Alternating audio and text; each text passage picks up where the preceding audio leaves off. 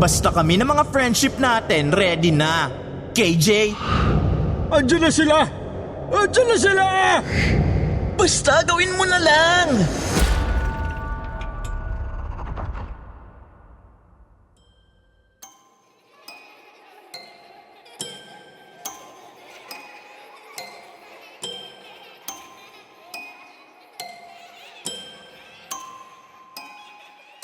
Isang napakaunlad na syudad ang Davao. Kilala ito sa maraming bagay, kagaya ng Philippine Eagle at durian. Meron din itong napakayamang kasaysayan. At dito rin nagmula ang ika-16 na Pangulo ng Pilipinas na si former President Rodrigo Roa Duterte.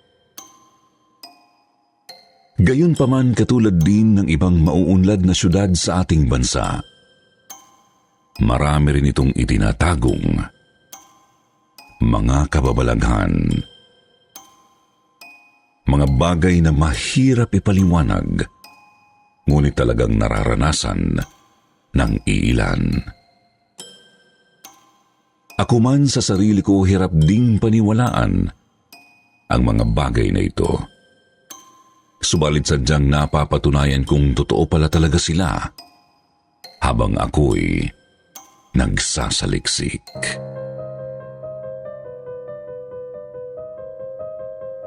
Magandang araw, kwentong takipsilim. Kumusta para sa lahat ng mga tagapakinig at kumusta rin po sa inyo, Sir Jupiter? Tawagin niyo na lang akong Lance, 28 years old, from Davao City. Senior web content writer po ako ngayon sa isang online company na nakabase sa UK. Pero journalism po talaga ang tinapos kong kurso noong 2016. At dahil sa kurso kong yun, kaya't may nahukay akong mga kakaibang kwento dito sa lugar kong Sinilangan. May project kasi kami dati kung saan kailangan naming magsaliksik ng mga totoong kwento ng kababalaghan. Ang hindi ko alam, meron pala akong mahahanap dito lang mismo sa syudad namin. Nakalap ko ang mga kwentong ito matapos magsaliksik at kumausap ng iilang residente ng lungsod. Narito po ang tatlo sa kanilang mga kwento. Dekada 90, nang maisip ng mga kabarkada ni Charlie, hindi na tunay na pangalan, na mag-overnight stay sa beach. 7 silang lahat noon. Napili nilang umupa ng isang beach rest house sa bandang southbound area ng syudad. Isang pa siyang labis nilang pinagsisihan.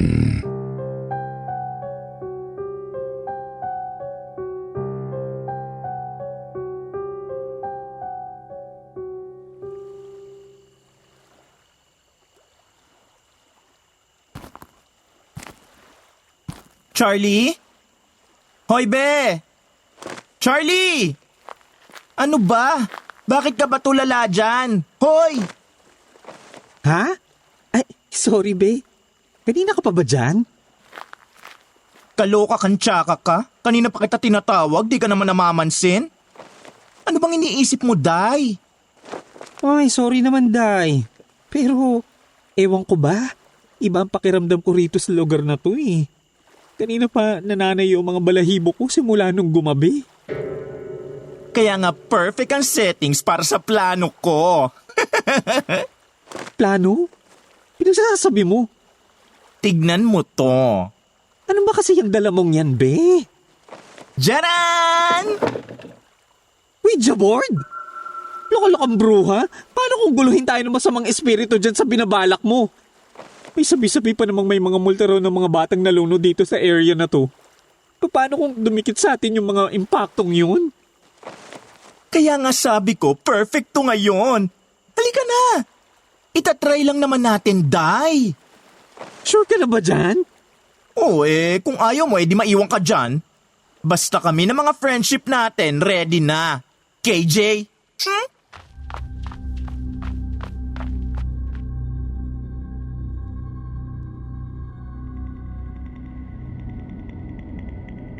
Hindi pa man daw nagsisimulang maglaro ng Ouija board ay hindi na talaga mapakali si Charlie.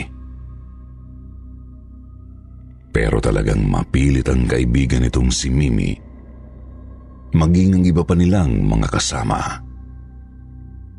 Kaya naman sumabay na lang din si Charlie at nagsimula nga silang maglaro.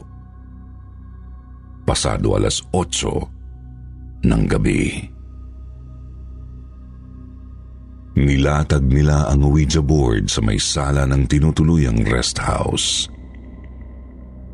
Nakabukas ang pinto at tanaw ang baybayin.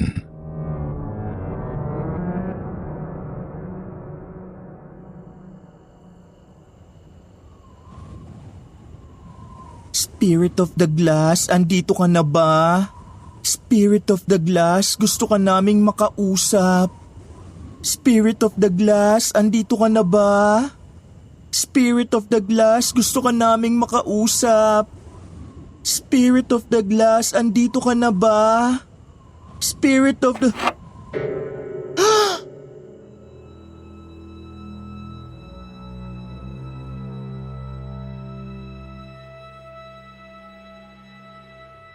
Sir Jupiter, nagkatinginan ng magkakaibigan nang gumalaw ang baso. Kasabay nito ay lumamig din ng husto ang paligid. Pagkatapos, napalingon sila sa pinto nang may maramdaman silang nagsisitakbuhan sa buhanginan. Wala nga lang silang nakita nang tanawin nila ang labas ng pinto. Ilang saglit pa gumalaw ang hangin sa loob, parang may iilang taong naglalakad paikot sa kanila. Muling nagtanong si Mimi gamit ang Ouija board. Pero hindi na ito gumalaw ulit. Salip, nakarinig sila ng hagikhikan ng iilang mga bata. Tsaka biglang nagsara ang pinto. Agad na patayo mula sa lapag ang magkakaibigan at nagsumiksik sa may pinto. Pinipilit nila itong buksan, ngunit ayaw magbukas. Ito na nga ba't sinasabi ko sa inyo eh? Ito na sinasabi ko! Ayaw nyo kasing makinig sa akin! Ang tigas ng ulo nyo! Day! Anong gagawin natin? Ayaw magbukas ng pinto! Day! Mama, uwi na ako! Ayoko na rito! Be, tingnan mo sa sahig! Tingnan mo! Tubig? Basang mga bakas ng paa ng mga bata?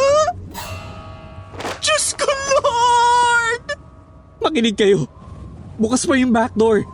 Pagbilang ko ng 3, sabay-sabay tayong tumakbo ron, okay? 1, 2, 3!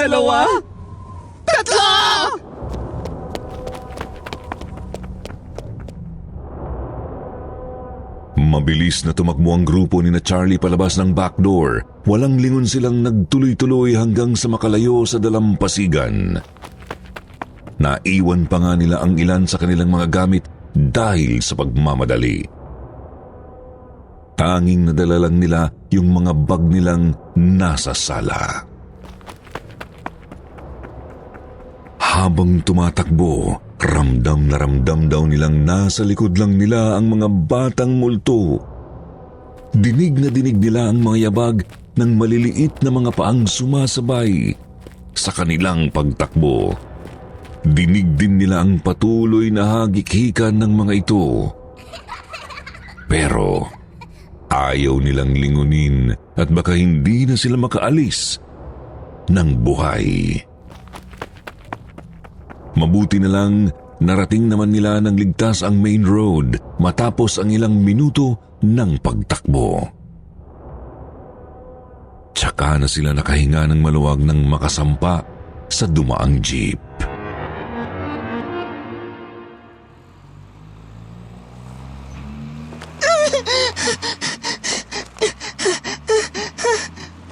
Sino ba kasi mga impaktong yun? Bakit pa sila nanggugulo? Sa narinig ko, mga anak daw yun ng mga turista sa lugar.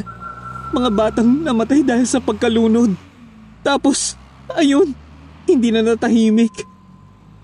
Eh alam mo na palang may ganun dun, ba't hindi ka kumontra na mag-decide tayong dun mag-overnight? Mali ko ba totoo yan at mali ko bang may bala ka palang magtawag ng mumu? Gaga ka? Ako pa talagang sisisihin mo? Sorry naman, Day. Di ko naman kasi akalaing totoo pala mga ganun eh. Katuwaan lang naman dapat yun. Hayaan mo na. Ang mahalaga, nakaalis tayo ng buhay.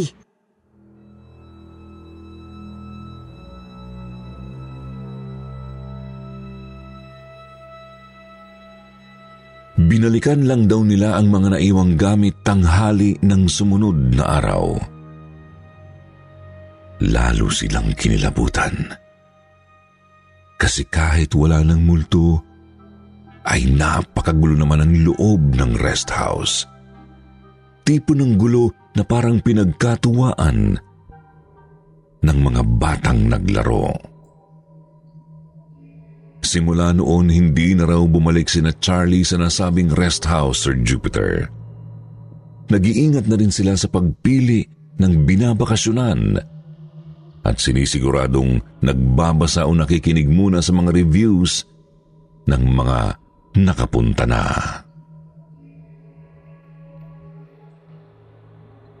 Sunod naman sa mga kwentong ibabahagi ko sa inyo ay ang karanasan ni Mang Densyo. Hindi niya rin tunay na pangalan. Nangyari ito sa isang subdivision sa distrito ng Matina, dito pa rin sa lungsod ng Davao. May isang kalye kasi roon na sinasabing pinapamugaran daw ng mga di matahimik na mga kaluluwa.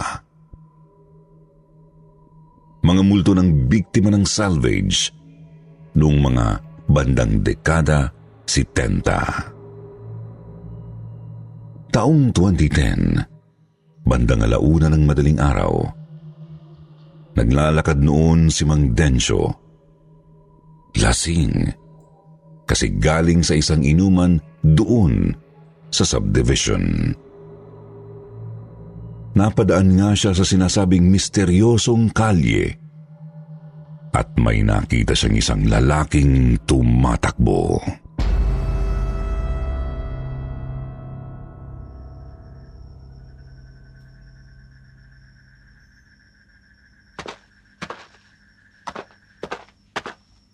Lagot na naman ako kay misis nito. Wala eh. Napasarap tayo. Kaya inabot na naman ng 1:00. Di bale na. Babawi na lang ako. Tulong! Saklala! Tulong! Yun. Ba't tumatakbo yung isang yun? Tulungan mo ako! May humahabol sa akin! May humahabol sa akin! Ano? Wala namang umabos sa'yo ah. Andiyan na sila! Andiyan na sila!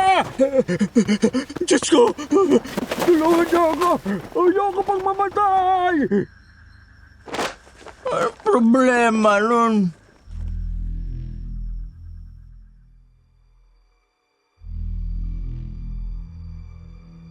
Takang-taka si Mang Densyo kung bakit takot na takot ang lalaki habang tumatakbo. Gayong wala naman siyang natatanaw na humahabol dito. Hindi naman daw mukhang baliw kasi maayos naman ang pananamit. Nakamaong at asul na polo. Nang makitang nakalayo na ang lalaki, humarap na ulit si Mang Densyo sa daan at nagpatuloy sa pasuray-suray na lakad.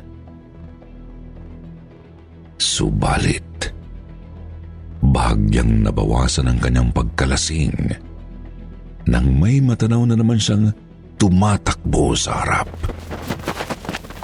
Gaya ng nauna, nakaasul ulit ito at nakapantalong maong. Nang makalapit, nalaman niyang ito rin mismo ang nakita kanina. Doon na tuluyang naglaho ang espiritu ng alak sa isip ni Mang Densyo.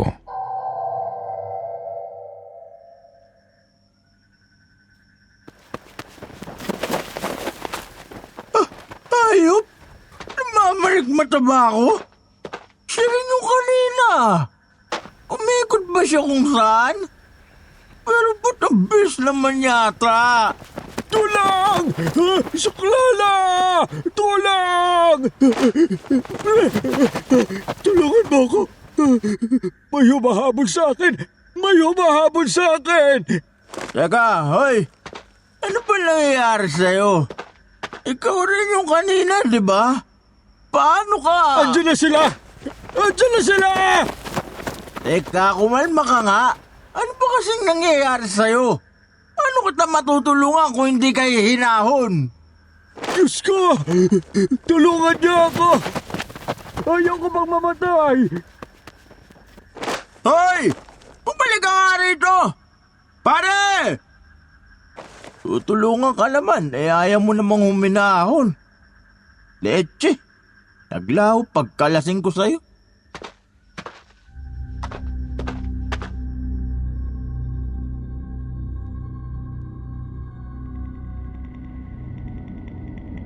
Sa ikalawang pagkakataon muling nagpatuloy sa paglalakad si Mang Densyo, Sir Jupiter. Sinusubukang intindihin ang nangyayari. Kung totoo nga bang iisang lalaki lang ang kanyang nakasalubong ng 2 ulit. Hanggang sa tuluyan na siyang nakaramdam ng kilabot nang matanaw ulit ang tumatakbong lalaki sa kanyang harapan. Ngunit sa pagkakataong ito, kita niyang duguan na ang damit nito at puno ng mga sugat at galos ang mukha at mga braso. Naistatwa sa pagkakatayo si Mang Densyo nang tumakbo ang lalaki papalapit sa kanya. Takot na takot pa rin ito at pareho pa rin ang sinasabi. Tulang! Suklala! Tulang!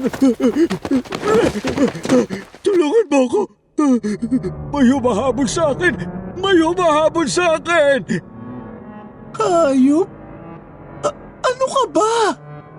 Andiyan na sila! Andiyan na sila! Mariosep, ano ba tong nakikita ko? Diyos ko! Tulungan niyo ako! Ayaw ko bang mamatay!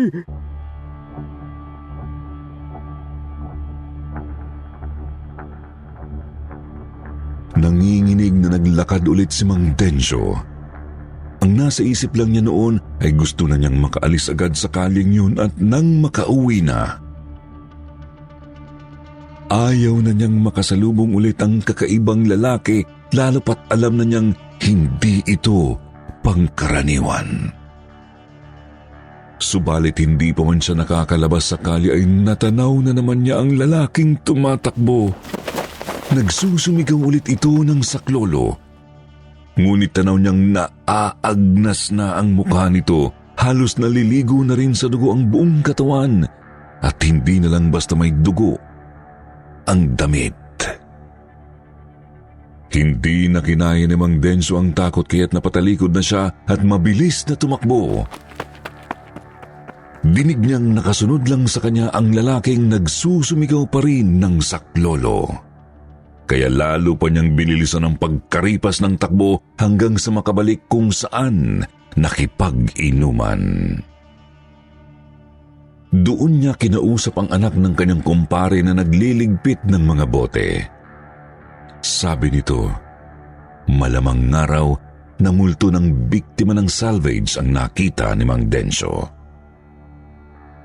Isa sa mga kaluluwang hindi matahimik simula pa noong dekada 70. Kaya naman, hindi na ulit nagpagabi ng mag-isa si Mang Densyo sa nasabing kalye.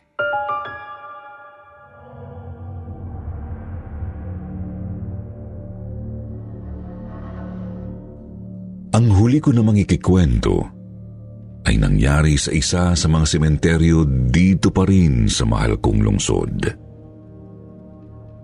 Hindi ko nga lang pwedeng sabihin ang eksaktong pangalan para iwas issue. Pero malakas ang kutob kong malalaman agad to ng mga marami sa mga kalungsod ko. 1998, dinalaw ng magkapatid na sina Lawrence at Arvin ang kanilang lolo sa sementeryong ito. Bandang 6:00 na ng gabi sila nakarating kasi pareho pa silang galing sa eskwela.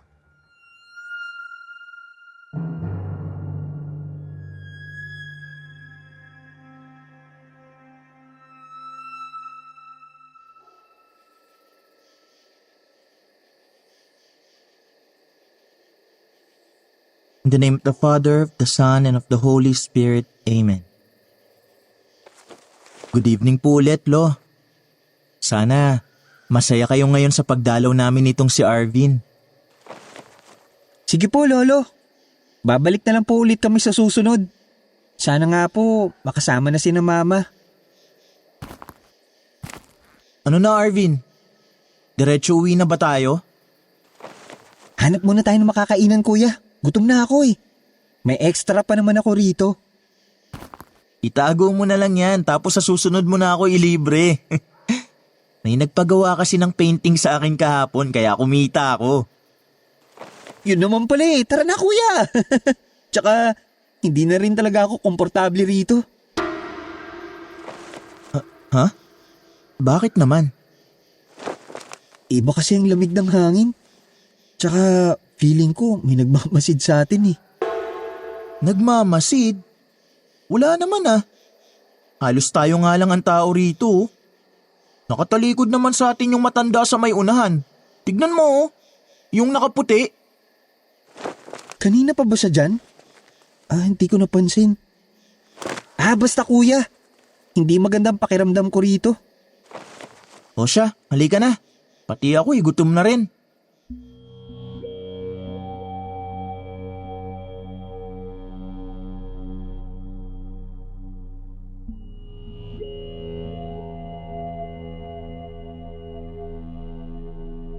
Nagsimulang maglakad ang magkapatid palabas ng sementeryo, Sir Jupiter.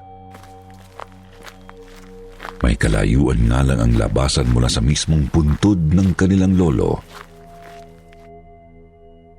Si Arvin naman ay linga ng linga sa paligid kasi hindi talaga ito mapakali. Maya't maya rin itong lumilingon sa matandang nakaputi na nakatayo pa rin malayo sa kanila. Naroroon ito sa kabilang dako ng sementeryo, salungat sa kanilang nilalakad.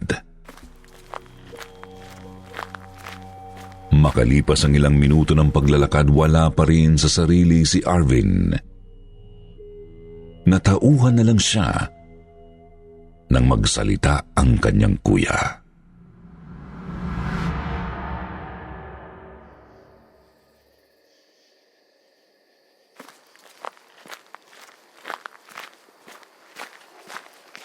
Arvin, ba't parang hindi natin nararating ang labasan? Arvin! Kuya, may sinasabi ka? Kako, bakit parang hindi natin nararating ang labasan? Anong ibig mong... Kanina pa tayo lakad ng lakad eh. Ang layo pa rin ang labasan oh. Tapos kung titignan ng daan, napakahaba pa rin. Tingnan mo. Oo nga no. Sabi ko naman sa'yo kuya eh. Hindi talaga maganda ang pakiramdam ko rito ngayon. Hanggang ngayon nga, ramdam ko pa rin yung nakamasid sa atin.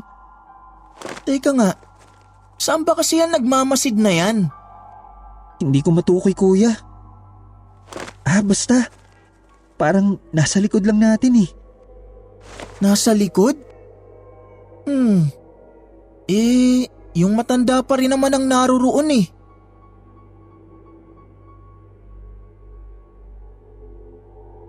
Bumalik sa paglalakad ng dalawa, bagamat pareho na silang hindi mapalagay. Pabilis ng pabilis ang kanilang mga hakbang kahit parehong bumibigat ang pakiramdam. Ilang minuto pa ulit kapansin-pansin nang tila hindi talaga sila umuusad. Hindi kasi talaga nila marating ang labasan kahit anong lakad ang gawin nila. Doon na sila tuluyang napatakbo dahil sa kilabot.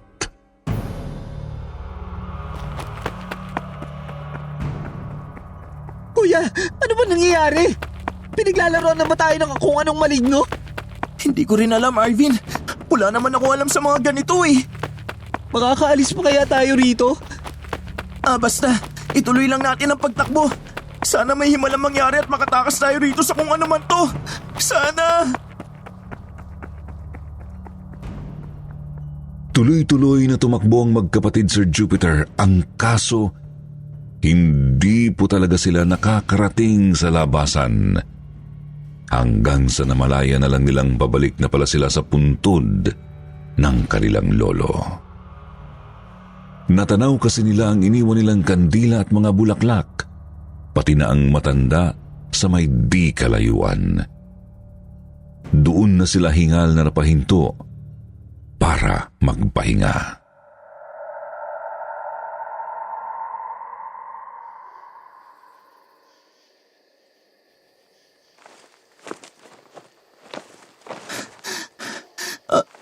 Arvin?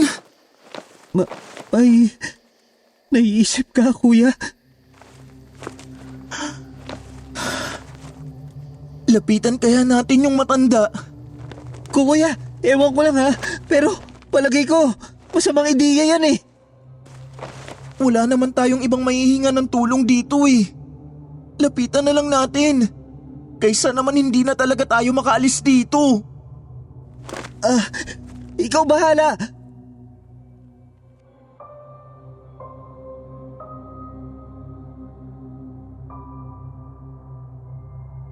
Matapos makapagpahinga ng ilang minuto sa puntod ng kanilang lolo, unang tumayo si Lawrence at naglakad.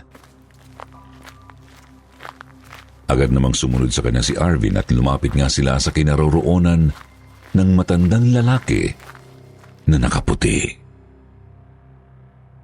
Nakatayo lang talaga ang matanda patalikod sa kanila.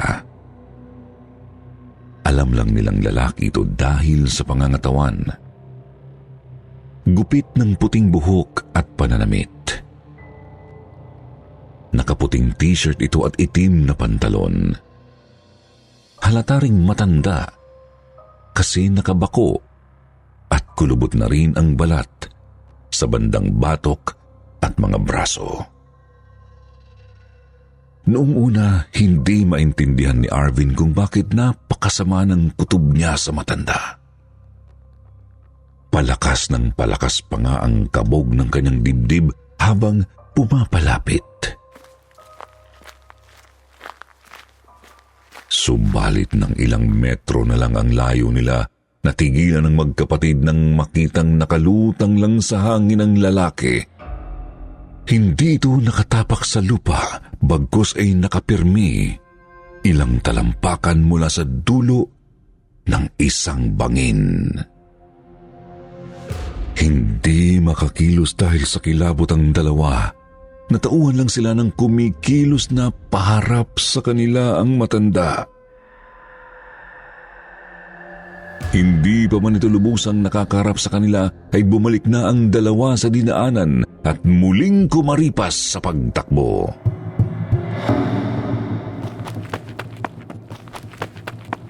Lintik! Lintik talaga! Ano yun? Multo? Hayop? Sabi ko naman sa'yo, kuya eh. Sabi ko naman sa'yo. Masama talaga ang kutob ko sa matandang yun nung simula pa lang. Ayaw mong maniwala eh. Minamaligno nga yata talaga tayo, Arvin. At Baka yun din ang dahilan kung bakit hindi tayo makalabas dito. Anong gagawin natin kung ganun? Ewan, hindi ako naniniwala rito. Pero bahala na. Ano? Baliktarin natin ang mga damit natin. Anong connect sa nangyayari sa atin? Ang sabi kasi ng mga matatanda, kapag naliligaw o pabalik-balik sa dinadaanan, pinaglalaroan nga raw ng kung anong elemento. Mawawalan daw ng bisa yung kapangyarihan kapag binaliktad ng biktima ang sariling damit. Sigurado ka ba dyan? Basta gawin mo na lang.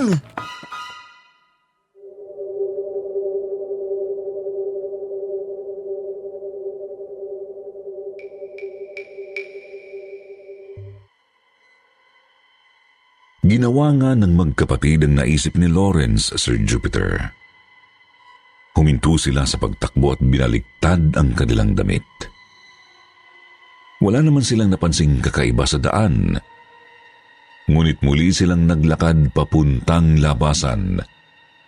At doon ay nakalabas na rin sila ng sementeryo. Hanggang ngayon ay hindi pa rin naiintindihan ni na Lawrence at Arvin ang nangyari. Mabuti na lang at hindi na ito naulit sa sumunod nilang punta sa puntod ng kanilang lolo. Gayunpaman marami silang naririnig na meron nga raw mga nakakakita sa matandang nakalutang sa harap ng bangin. Sir Jupiter, lilinawin ko lang po. Hindi ko layuning sirain ang Davao City. Sa katunayan, proud na proud po ako sa lungsod na kinalakhan ko. Sadyang meron lang din talaga itong tinatagong mga kakaibang bagay. At sa palagay ko ay magandang marinig nyo rin. Kaya sa mga taga Davao po na nakikinig, huwag po sana kayong magalit sa akin. Siguro i-share na lang din ninyo ang mga kakatuwa ninyong experiences dito sa lugar natin. Ilagay nyo lang sa comment section para mabasa ko at ng iba pa. Hanggang dito na lamang po. Maraming salamat. Kwentong Takip Silim.